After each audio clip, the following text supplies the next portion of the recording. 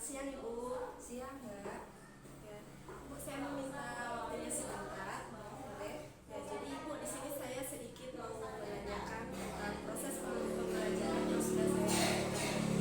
Jadi bagaimana menurut Ibu setelah melakukan pengamatan pada praktik yang telah saya lakukan, apakah ada kelebihan atau kelemahan mungkin yang harus saya perbaiki?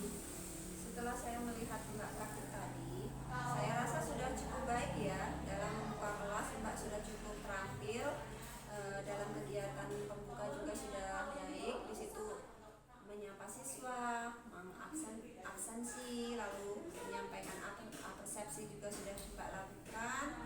Lalu juga menyampaikan tujuan pembelajaran hari itu apa kepada siswa juga sudah Mbak lakukan. Kemudian pada saat pembelajaran pun dalam pemberian materi, saya melihat bahwa pengetahuan Mbak cukup luas dalam memberikan materi itu sudah sesuai. Kemudian dipadu lagi dengan media pembelajaran yang menarik sehingga suasana kelas tadi itu terlihat kondusif, sehingga manajemen waktunya juga bisa tersusun dengan baik. Hanya saja tadi saya melihat ada sedikit yang dianggap kelemahan ya di situ Mbak ya. Nah itu pada saat kegiatan kelompok itu kurang pengawasan terhadap peserta didik secara individual. Jadi Mbak hanya mengawasi secara berkelompok garis besar saja.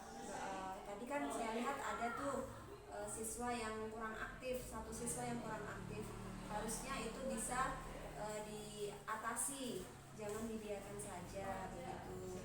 Jadi di situ saya mengasih poin bahwa kurangnya ada perhatian kepada anak yang belum aktif dalam pembelajaran tersebut.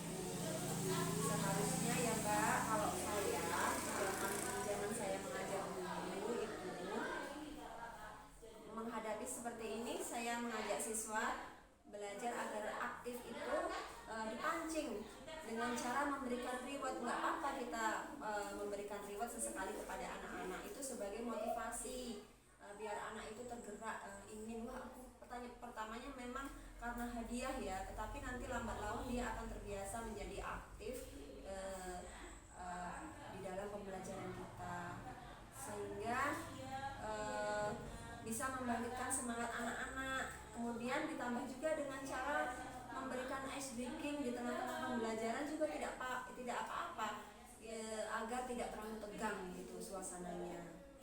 Kemudian mungkin karakter anak juga harus kita dalami ya, seperti apa anak ini, dengan cara kita berdiskusi dengan orang tuanya, mendekati orang tuanya secara psikolog ya. Kita tanya bagaimana sifat dan watak anak tersebut, sehingga waktu di sekolah itu kita bisa memberikan materi pembelajaran yang sesuai dengan karakter anak.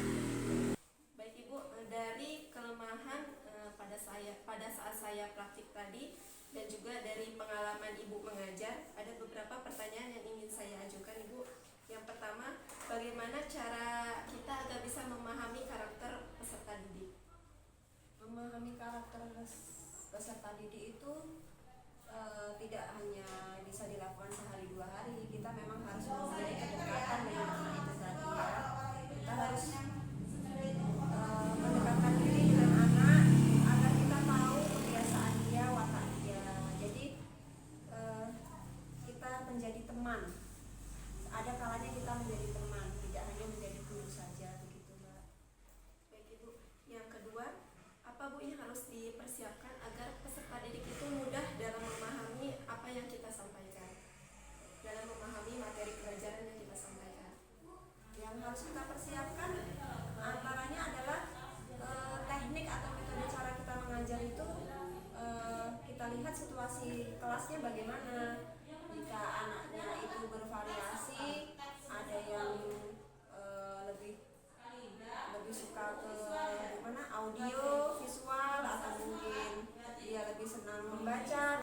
Nah, dalam merancang pembelajaran yang bervariasi itu kita bisa menyiapkan materi-materi yang menarik, yang mungkin bisa kita buat melalui game-game yang menarik. Jadi dibuat teka-teki, silang, atau mungkin seperti apa ya, kayak kupon undian gitu, anak-anak mengambil kupon undian lalu nanti di dalamnya tertulis pertanyaan, anak-anak bisa mengerjakan pertanyaan-pertanyaan yang kita berikan melalui kupon undian itu, sehingga pembelajaran itu bervariasi, menarik gitu kan, sambil bermain, tidak hanya monoton melihat materi di depan papan tulis saja gitu Mbak. Untuk pertanyaan terakhirnya Ibu, bagaimana cara mengatasi peserta didik yang susah dalam menerima pembelajaran? Ya, itu tergantung karakter anak tadi ya. Kadang anak itu ada yang tidak suka membaca teks, dia senangnya mendengar.